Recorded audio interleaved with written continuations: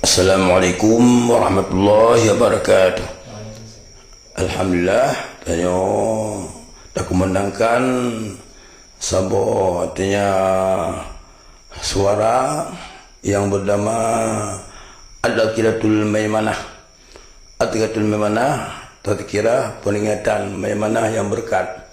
Supaya kitanya dalam apa yang akan terpubut menjadi berkat bila Allah, apakah dalam tausiah kitanya ataupun dalam ceramah kitanya dan sebagainya, supaya bagi berkat ya Allah.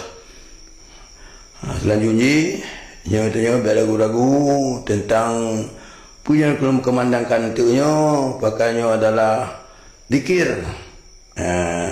Dikir yang berguna bagi kitanya untuk artinya bekal akhirat. Bekal akhirat yang artinya adalah diasarkan oleh seorang sahabat yang bernama Ibnu Abbas. Ibnu Abbas bahwa yang baca punya kemandangkannya, umpamanya jumlah huruf itu nyata hitung na 20 buah huruf. Maka nepugah dia Ibnu Abbas tentenya dua nama, apakah asar kepada Ibnu Abbas ataupun hadis mauquf. Hadis mauquf artinya suatu ucapan yang menunjukkan kepada sumber Rasulullah SAW.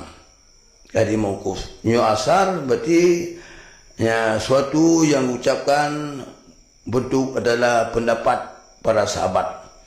Makanya khusus adalah sahabat Ibnu Abbas. Jadi antara lain betul kita jelaskan mengenai semangat kita berzikir atau dengan berkumandang dengan Al-Tadhkiratul Maimanah, maka kita siga tak kesementang katanya begitu karena gitu pala 20 jam bahkan Nabi Ibnu Abbas sebab jumlah huruf yang kita ucapkan itu jumlah 20 huruf. Sebuah huruf artinya nilai Allah sekaligus kepampun dosa Allah. Ya, dosa kitanya sebuah huruf sijim karena dengan izin Allah, kepada Allah kalau berlaku masa kitanya 20 jam, maka sehingga taknya 20 jam dosa kitanya dihapuskan oleh Allah, hidup oleh Allah.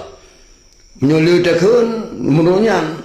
Ya, maka sebanyak marilah kita yang sama baik segan-segan baik bersama-sama sahabat Rasulullah yang menjadi artinya panutan bagi kitanya ahli sunnah wal jamaah kan macam ikut Rasulullah, ikut para sahabat yang tergabung yang kebunan dengan ahli sunnah iaitu Rasulullah wal jamaah iaitu para sahabat.